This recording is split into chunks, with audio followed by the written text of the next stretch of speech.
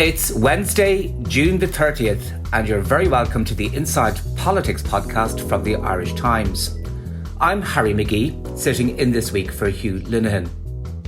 Today, we're going to do a potted history of Irish by-elections, and if they tell us anything, or nothing, about the state of the national political situation. I'm delighted to be joined by Gary Murphy, Professor of Politics at DCU, who is also the author of a major biography on Charles J. Haughey, which is due to be published later this year. Good morning, Gary, and welcome to the podcast, and thanks very much for joining me. Good morning, Harry. Happy to be here. So we're going to look at a peculiar feature of Irish politics, by-elections, and there have been quite a lot of them, over 50 since the early 1970s, and each of them tells a kind of a peculiar and unusual tale. So we're going to have a look at them and try to kind of winkle out some truths and some fallacies that relate to by-elections.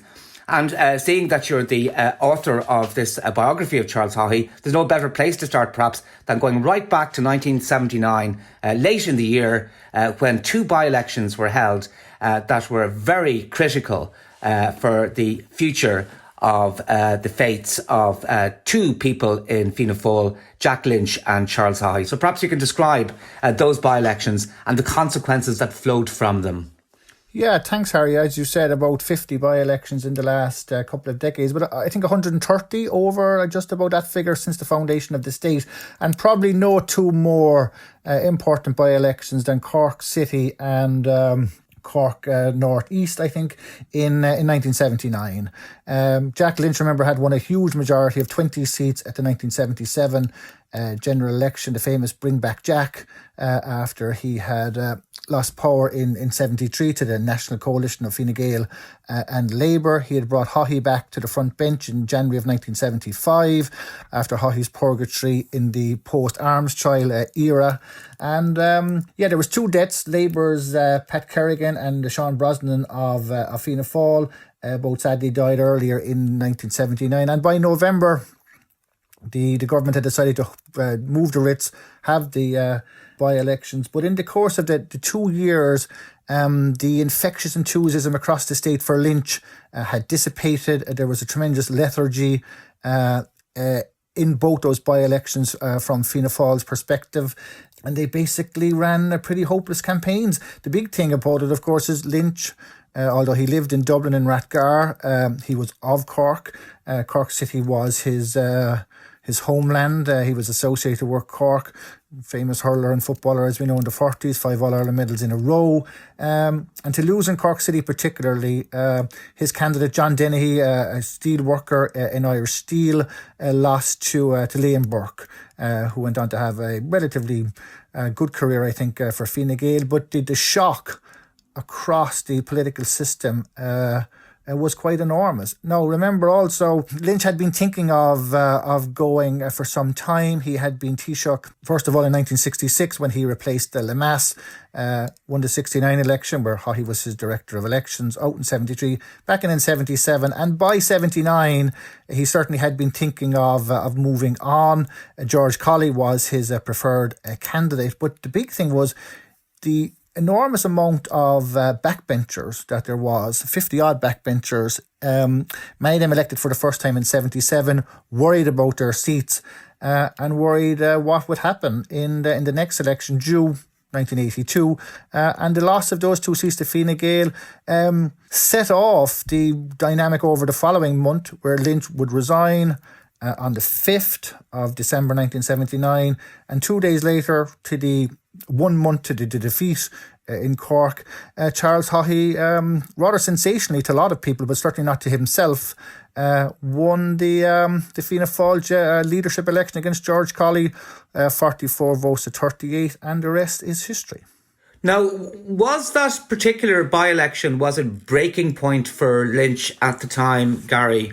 Or was that decision an impromptu decision of his own? Could he have lasted for a while longer, perhaps a year longer, if he had not made that dramatic decision a month later that he was going to stand down? Yeah, he could certainly have gone on into 1980, and I think the expectation was that he would go on.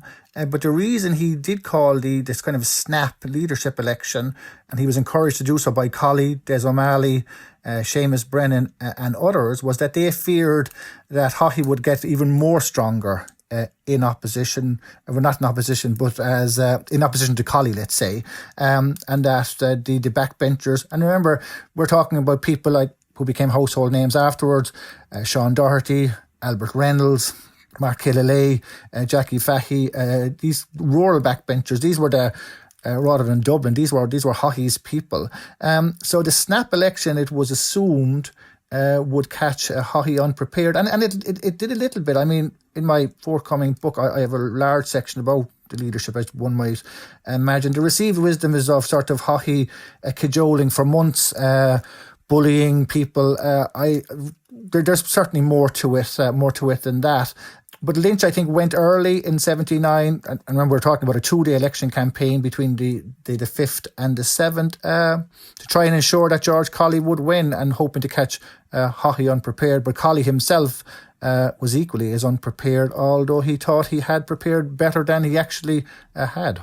Okay, so that's the first phenomenon that I can see of a by-election, that its consequences play out in internal party dynamics. It bolsters up a leadership, or it can put paid to a leadership. And there were a few critical by-elections, for example, that I recall in and around 2000 and 2001 that became critical for the survival of John Bruton when he was leader of Fine Gael. So even though the implications of the by-elections were very little on a national level, within the internal dynamics of a party, they became very important. And that's one of the things, that a trend or a trope that we can see in terms of Irish politics and by-elections, Gary. You could see it even later on with Brian Cohen. In late 2010, when Pearse Doherty, another household name, won that election in Donegal. We can come back to that later on if you want, Harry. But again, the importance of that was this presaged the sort of collapse of the Fianna Fáil Green coalition in early 2011, the resignation of Cohen, and the coming to the leadership of Fianna Fáil of Micheál Martin. Okay, and then we come to the second kind of characteristic. This is a by-election as something that's a unique event that turns on its own characteristics. And in this characteristics, we're talking about a good old-fashioned stroke. And this is the 1982 by-election in Dublin West, where Charles J. Haughey was Taoiseach at the time and was defending a minority government. And he came up with a ruse that would allow him make that minority into a majority government. Perhaps you could describe that by-election and its consequences as you see it, Gary. Yeah, so Haughey fought 6 by-elections and won 5 of the 6, Harry. But the one he's known for losing famously is Dublin West. I live in Dublin West here, sort of Brian Lenihan country. Brian Lenihan Senior and Junior, of course, were both distinguished representatives of this constituency. The February 1982 election was the second of those 3 elections in 18 months. Haughey had lost power in June of 81. The coalition government had fell.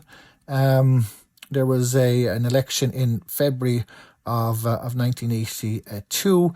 Haughey had missed again an overall majority, and but he formed a minority government. This is famously with support from Tony Gregory, as you might remember, and the listeners will remember.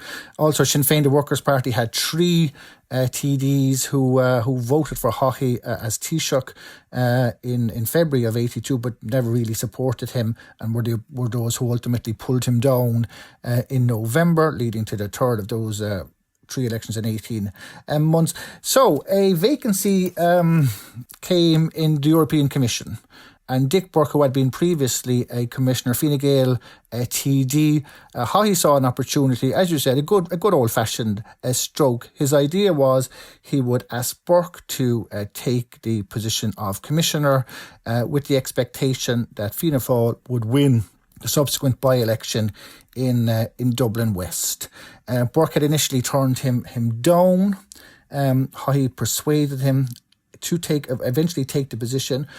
Burke had been completely shocked and assailed or he was shot by the assailing he took from his fellow Fine Gael TDs, who were completely appalled at the expectation that he would take the offer of the European Commissionership from Haughey.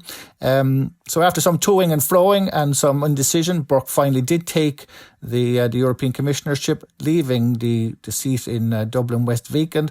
And Haughey and Fianna Fáil were fully confident that they would win it. They nominated Eileen Lemass, the Lemass name royalty in Fianna Fáil, and Fine Gael nominated a chap called Liam Skelly.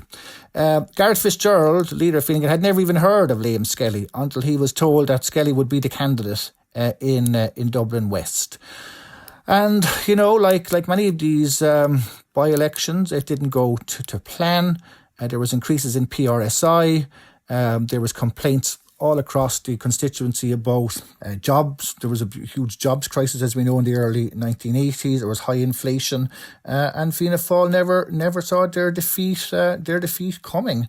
Lemass topped the poll, but Skelly was close enough to her to overtake her on transfers. Tomás McGill, actually, leader of the Sinn Féin Workers' Party, although not in the Dáil, had polled reasonably well as well. And the result was, in many ways, calamitous for Haughey. He didn't get the extra seat. That would have given him some extra support in the Dáil. And he had lost patronage within Fianna Fáil itself. He couldn't nominate, obviously, a Fianna Fáil TD because he didn't have the numbers, and he wasn't enamoured by anyone outside of the firmament, so to speak. And the result was a calamitous defeat. That happened in May. He won an election in Dublin or in Galway a couple of months later, but people remember Dublin West, as you said, the stroke certainly, but also the defeat. By November 82, his government had collapsed, and he found himself out of office until 87. And is it your own analysis, Gary, that the electorate saw through the stroke and voted accordingly, that they essentially called Fianna Fáil and Charles Haughey out on that, and their vote was motivated by their displeasure at such a stroke being pulled in the name of democracy? Well, I think that's part of it. I wouldn't oversell it, Harry. And Fine Gael certainly played on the on that point.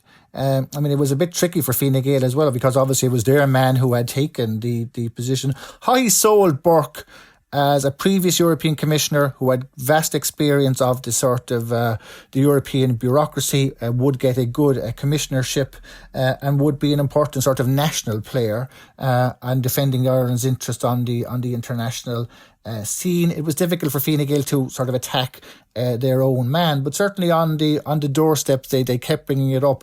And remember, Haughey's character was constantly a feature of elections during his time as leader of Fianna Fáil, because he led a divided party. I mean, he didn't really have a united party until 87. In 1982, he still had the enmity fully of people like Holly O'Malley, Martin O'Donoghue. But I do think part of it was the good denizens of Dublin West seeing that there was something not quite right with them having to go and face a by-election just a couple of months after the general election because of a stroke. Yeah. Okay, so we move on to another characteristic, as I see it, and I'm going to get quite technical here. This one is called giving the government a good old kicking at a particular moment of time. And the statistic that has always stood out to me, Gary, is this one, that there have been 34 by-elections since 1982. You referred to the one of the by-elections that Charles Haughey won. That was Noel Tracy winning Galway East in 1982 when Fianna Fáil was in government. And Noel Tracy, of course, is still a bright and present personality in that constituency of Galway East, though he has retired from politics since then. But they won in 1982, and there have been 34 by-elections held since then. And of those, government parties have only won 3. And if you look at the 3 that they've won, we look at another characteristic of Irish by-elections. It's if a person dies in office, sadly, often a relative will stand And in many cases, the relative, not all cases, but in many cases, the relative has a very good chance of winning the seat. And we saw that happening in the case of Helen McEntee succeeding her father Shane in Meath East in 2014, and Gabrielle McFadden succeeding her sister Nicky McFadden, who sadly died around the same time. And then the only other one that the government has won was after the passing of Brian Lenihan Jr. In 2011. A by-election was held some months after that, and it was won by the Labour Party. And Labour Party, I would argue, was kind of still enjoying the afterglow of its most successful election ever. If that by-election had been held a year later, I think the Labour Party would not have had a hope of retaining that particular seat. So this notion that it gives a government a kicking and then it doesn't really play out when it comes to the succeeding general election. You gave an example earlier on of Tom Hayes in 2001 winning spectacularly for Fine Gael in Tipperary South as it was then, and that not playing out at all in the subsequent by-election which Fianna Fáil handily won. Yeah, I mean, the Patrick Nulty one in 2011 is interesting, as you said. If that happened 6 to 9 months later, when the Troika cuts hit, it's very hard to see him how he would have won. He was also on the left, remember, of the Labour Party. He had run as Joan Burton's running mate in the. It's hard to think of Labour having a running mate now, but in Dublin West he polled reasonably well in the February election. He was the obvious candidate, although on the left and sceptical of coalition. And he won. He beat off Ruth Coppinger, who then took the seat after Nulty resigned due to various personal circumstances. But also remember, Fianna Fáil were still in, political purgatory after the bailout, the Troika, notwithstanding the sympathy that there was in the constituency for Brian Lenihan. Remember, Brian Lenihan was the only Fianna Fáil politician to win a seat in Dublin in the February 2011 general election. Quite extraordinary when you think of it. I mean, Hottie would have been appalled at the collapse of Dublin, or the Fianna Fáil vote in Dublin. So I think that's interesting. Tom Hayes, remember, this was June of 2001. Why this is interesting is this is the first time Fianna Fáil don't come first or second in a by-election. They actually came third. Their candidate, Michael Maguire, was eliminated before, I think, Labour's Phil Prendergast, and Tom Hayes of Fine Gael won the seat. That was in June of 2001. The following May, Bertie Ahern came agonisingly close to winning an overall majority, which I think people like me and you and lots of people who consider themselves politically aware and maybe even sophisticated thought could never be done. And well, it wasn't done, but he came pretty close in 2002, perhaps defeated by Michael McDougall and his famous poll in Ranelagh. And no one really remembers Tipperary South and the implications of it. Remember, it came during a difficult time for the government. The summer of 2001 was quite difficult for it. There were various allegations. The tribunals were ongoing, of course, and there was things coming out of those tribunals that infected Fianna Fáil in particular. But in the long run, it had very little significance. Some by-elections are more significant than others, and while at the time it looked that might have presaged the sort of demise of that government, that certainly didn't happen. You might remember, of course, that from 1997 onwards, people were saying that the Fianna Fáil PD government wouldn't last. And as it turned out, I think it became the longest lasting government in the history of the state. Okay, just another thing is, so even though sometimes they don't have any implication for the national election that follows, there are moments when a by-election captures a particular zeitgeist. And I'm thinking in particular of 2004, the by-election in Dublin Southwest, where Sinn Féin was expected, because it was very strong in that constituency even then, was expected to win that by-election, but they were usurped by Paul Murphy, and that came totally on the back of the campaign that he and his party had been conducting in relation to the water charges. So that water charges saw Paul Murphy catapult or somersault as Sinn Féin. He actually finished second at the end of the poll, but he actually overcame Cathal King in subsequent counts to win the seat. So occasionally you'll see a by-election. It's almost like an opinion poll. It's a snapshot in time that this accurately reflects the feeling or the sentiment of the electorate at this particular moment in time. Maybe 6 months down the road, the dynamic will have changed. But at this moment in time, that's the zeitgeist. That's what Paul Murphy captured in 2014. Yeah, he did. And the other interesting thing about that was I think candidates matter. And Paul Murphy, as we know, has been in public life now since he won that by-election in 2014. Very eloquent, very articulate, very trenchant in his views, and I think Sinn Féin chose the wrong candidate. And Cathal King didn't perform very well on the campaign trail, on the stump. He was generally perceived as a weak candidate in television and radio debates. I remember him on a rather chaotic show that Vincent Browne held on his where Vincent Browne shows ever anything but chaotic. Well, anything but on TV with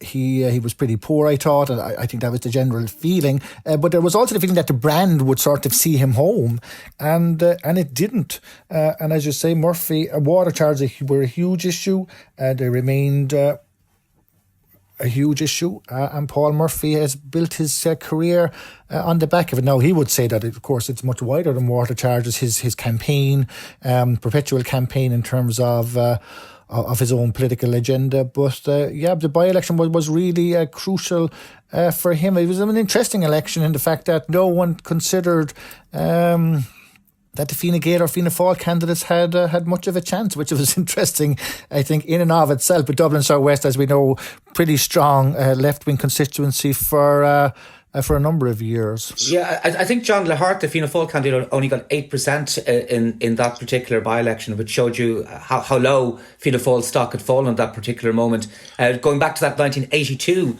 by-election, one of the things that struck me about it was that between them, Fine Gael and Fianna Fáil got 80% of the vote. It was a complete two-horse race. Everybody else was all but excluded. So it shows you how much the respective fortunes of both parties has fallen over subsequent decades. Yeah, it's quite extraordinary. And we started talking about 1979, but if you look at the 1977 election, you had Fianna Fáil, Fine Gael and Labour. And you really didn't have very many others. You had a few odd sort of fringe right-wing Catholic groups, a couple of independents, people like Noel Brown. You had Sinn Féin, the Workers' Party, trying to make their breakthrough. But beyond that, there was literally nobody else. It was the classic 2.5 party system. I think what strikes any observer of Irish politics here in 2021 is the multiplicity of parties. I actually drove through Dublin-based South to bring my sick dog out to UCD yesterday and again this morning, and you see the posters now, the Greens, the Social Democrats, who are both running energetic, although I think probably futile campaigns. But yeah, the multiplicity of parties. I mean, we have seen the collapse of the old party system. The sort of the loyalties of the Haughey days, the Fitzgerald days are long gone. Now, we'll alight briefly like a butterfly on a flower to consider another celebrity candidate just for a second, and that was George Lee in 2009, who had a brief foray into politics before exiting quite hastily stage left back to RTE.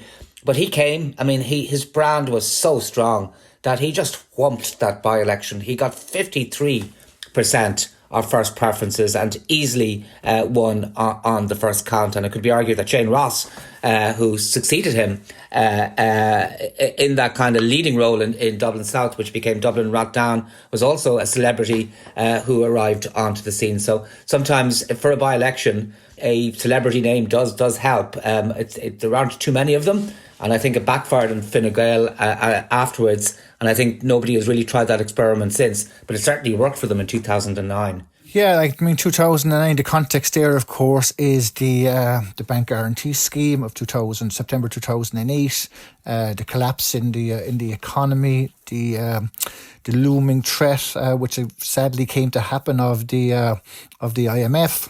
the Troika. And George Lee on record as saying that he said he felt he owed it to his children and his soon-to-be grandchildren that he had to make a stand. Always considered himself Fine Gael, I think. And Romtom as the celebrity candidate. The problem for him and for Fine Gael was that they didn't know what to do with him when he arrived at the gates of Leinster House. I think he expected to be vaunted straight onto the front bench. But poor George Lee did have a very frustrating experience. And, many TDs, this happens to them, Harry. Not even from Dublin, but if you look at rural Ireland, they rock up to the Dáil when they're elected. There's great jubilation. Their family are with them in the VIP section in the pre-COVID days. Then suddenly the following week they're there and they don't know what to do.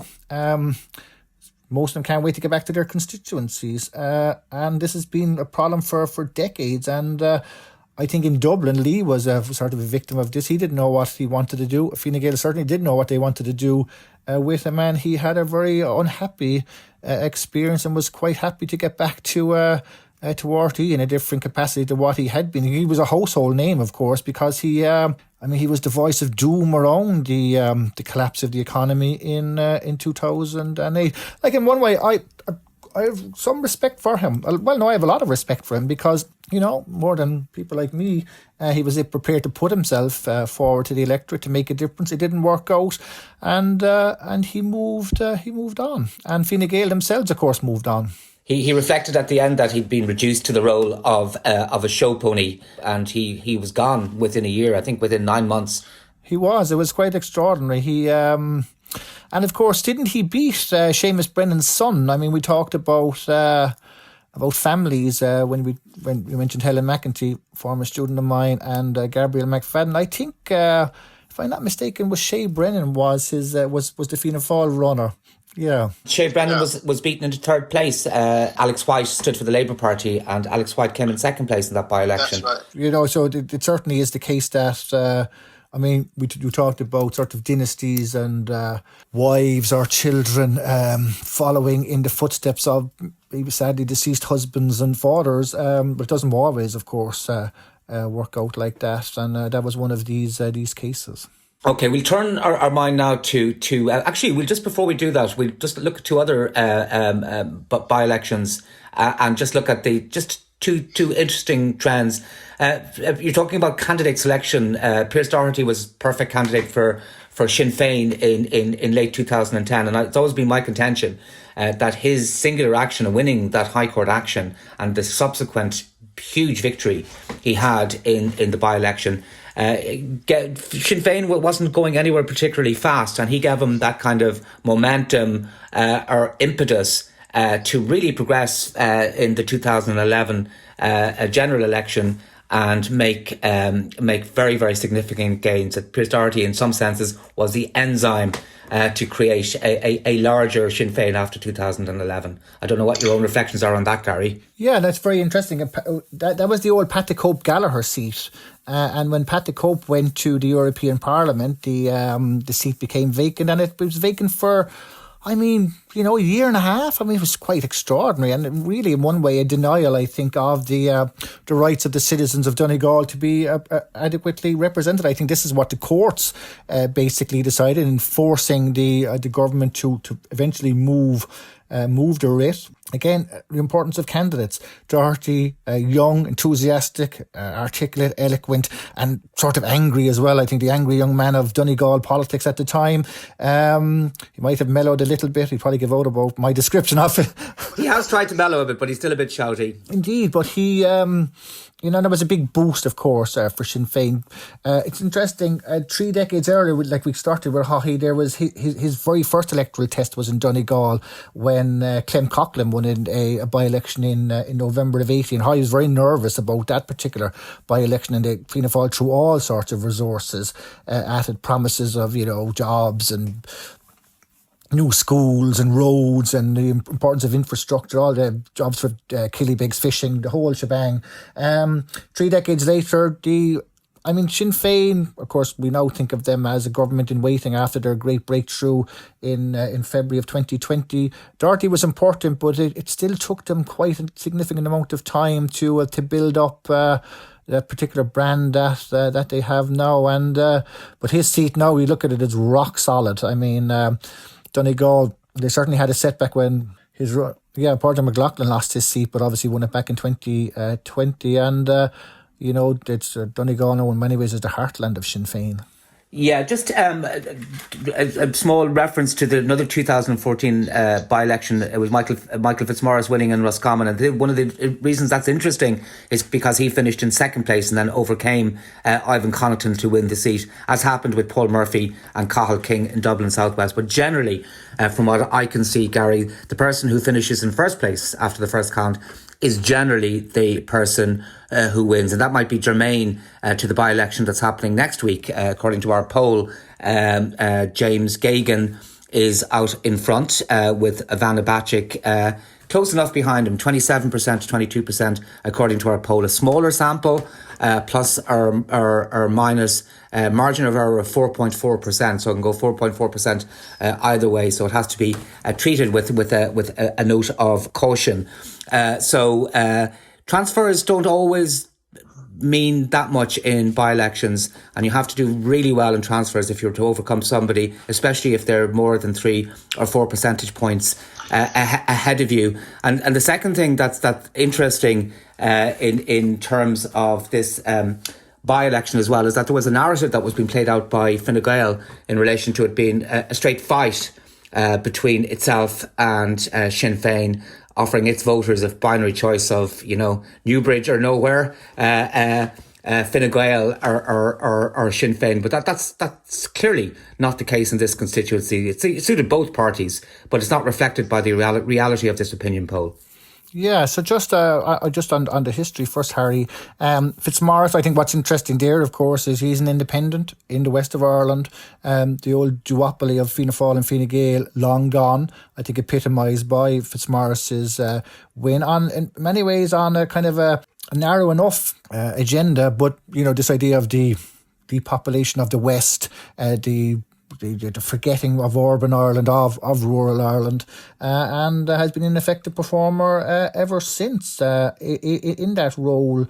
And that just goes to show, that again, the old certainties of Irish politics are long gone. Transfers, you remember another good defender of the West, Michael Ring, beat Beverly Cooper Flynn, I think, was it back in 1994? He was in second place, but close enough to her to overtake her. But in general, in PR, PR STV plus one, our own unique style, it's better to be ahead. I mean, we have famous examples like Cyprian Brady on Bertie's coattails when he only got 900 votes and took out Mary Fitzpatrick on Fianna Fáil that famous time. But in general, I mean, Sean Donnelly, that guru, a doyen of political scientists, and Michael Gallagher would say the same. It's better to be ahead, and particularly in the by-election, if you don't have a reasonably good first preference vote, you have no chance.